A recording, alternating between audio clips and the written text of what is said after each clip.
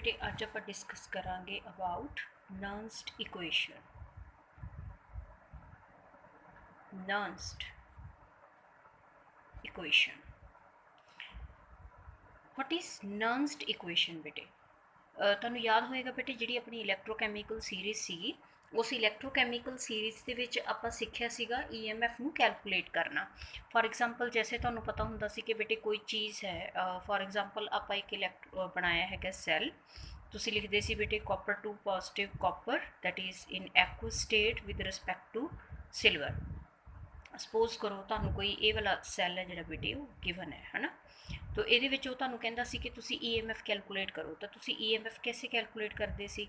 EMF was equal to standard electrode potential that species that is upon right hand side electrochemical cell.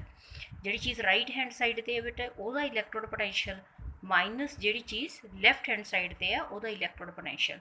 तो तुसी की करते सी दोनों minus कर देंगे सी, जैसे कि यदा रिडक्शन पोटेंशियल सानूं दिता हुंदा सी 0.80, यदा रिडक्शन पोटेंशियल है प्लस 0.34, तो दोनों आप कर देंगे सी माइनस कर देंगे सी ते तुहाडे कोले आंसर आ जाता सीगा।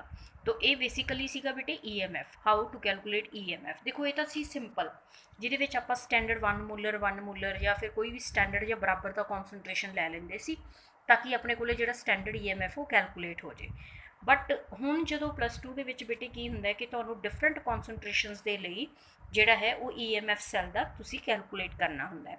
फॉर एग्जाम्पल जैसे मैं इत्थे लिखदा बेटे कि ये मेरे को कॉपर है, ठीक है, कॉपर और सिल्वर का सैल है और ये जी कॉन्सनट्रेशन है सपोज करो तुहानूं 0.1 मूलर दी है, मैं वैसे ही लै रही हूँ, सपोज करो तुहानूं 0.1 मूलर दी है। आ सॉल्ट ब्रिज का निशान है बेटे, तो आ अपने को जिहड़ा है वो सिल्वर का इलैक्ट्रोड है ना, सिल्वर सॉलिड स्टेट च है, आ इको स्टेट च है और तुहानूं कॉन्सनट्रेशन दिता होया सपोज करो 0.01 मूलर। हुण वो तुहानूं कहंदा भी कॉन्सनट्रेशन देखो बेटे ध्यान नाल, ए है 0.1 मूलर, ए है 0.01 मूलर, दोहां दा कॉन्सनट्रेशन सेम नहीं ना है, तो स्टैंडर्ड इलैक्ट्रोड पोटेंशियल्स नाल तां आपां EMF सैल दा कैलकुलेट नहीं कर सकते। So we have to apply EMF Nernst equation to calculate EMF। What is Nernst equation? Nernst equation की है बेटे? जस्ट ये तुहानूं इहदा डेरीवेशन तुहाडे सिलेबस च नहीं है बेटे, तुसीं जस्ट इहनूं याद करना है कि नर्न्स्ट इक्वेशन है की। नर्न्स्ट इक्वेशन है बेटे जो डिफरेंट कॉन्सनट्रेशन के उपर आप EMF सैल का कैलकुलेट करना हो तो that is equal to standard EMF of the cell. Standard EMF of the cell is simple EMF है जो कि कॉन्सनट्रेशन के चेंज करने नाल चेंज हो रहा है, ये स्टैंडर्ड है जिहड़ा कि जिवें कि तुहानूं आ दिता हुंदा सी 0.80 and plus 0.34 minus RT upon NF, ठीक है, natural log of the species that is undergoing oxidation concentration divided by the concentration of the species that is undergoing reduction। जिहड़ी चीज़ लैफ्ट हैंड साइड पर दी है बेटे वो कॉन्सनट्रेशन उपर लैनी है, जिहड़ी चीज़ राइट हैंड साइड पर दी है वो कॉन्सनट्रेशन नीचे लैनी है। बस फिलहाल इन्ना ही याद रख लो। ये जिहड़ा नैचुरल लॉग है बेटे आप कैलकुलेट नहीं कर सकते, सो इसलिए इनू लॉग बेस 10 दे विच आपां नूं कन्वर्ट करना पएगा।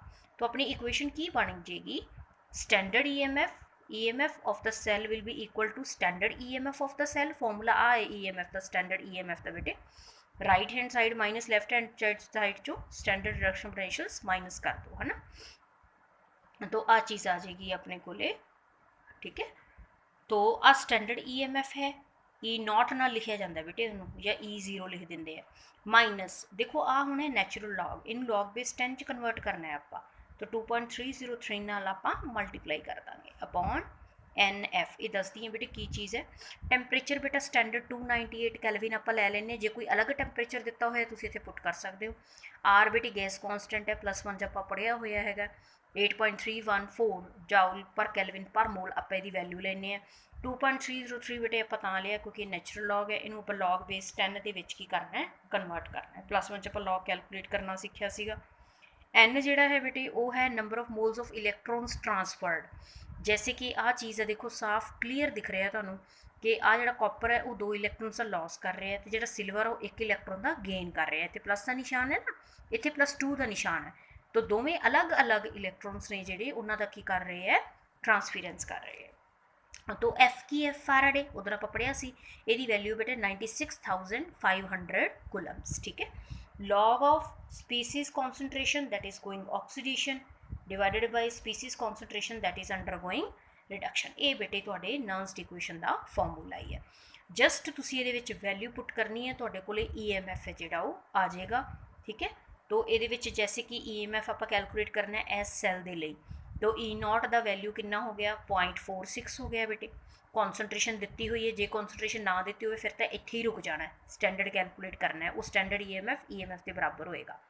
जे उन्हें कॉन्सनट्रेशनस अलग अलग दित्तियां हुई हैं फिर तुसी नर्न्स्ट इक्वेशन लगाना है। ये निशानी ये है भी जे तो कॉन्सनट्रेशनस दित्तियां हुई हैं फिर तो तुसी नर्न्स्ट इक्वेशन लगानी है बेटे। पेपर च मोस्टली तुसी कन्फ्यूज हो जाते हो, तुहानूं पता ही नहीं चलता भी नर्न्स्ट इक्वेशन कदों लगानी है। जो कॉन्सनट्रेशनस दित्तियां होण उदों नर्न्स्ट इक्वेशन लगानी है। अगर कॉन्सनट्रेशनस नहीं दित्तियां हुई, देखो जैसे इत्थे सी कॉन्सनट्रेशनस नहीं दित्तियां हुई सीगियां है ना, तो उत्थे तुसी जस्ट EMF का जिहड़ा +1 च फॉर्मूला पढ़िया आपां सिर्फ वो लगाना है। जी चीज़ राइट हैंड साइड पर वह स्टैंडर्ड पोटैंशियल दिता होएगा तुहानूं, या फिर याद कर लो ਇਹਦਾ स्टैंडर्ड रिडक्शन पोटैंशियल ਜਿਹੜਾ कि अपने को लैफ्ट हैंड साइड ਤੇ। ठीक है, ਤੁਹਾਨੂੰ +1 ਚ ਦੱਸਿਆ ਸੀ मैं कि जिंक ਦਾ कॉपर ਦਾ इन्हों सारिਆਂ ਦਾ ਜਿਹੜਾ है सिल्वर ਦਾ निकल ਦਾ आयरन ਦਾ इन्हों ਦਾ रिडक्शन पोटैंशियल याद कर लो। मोस्टली कई बार पेपर च दिता नहीं होंदा।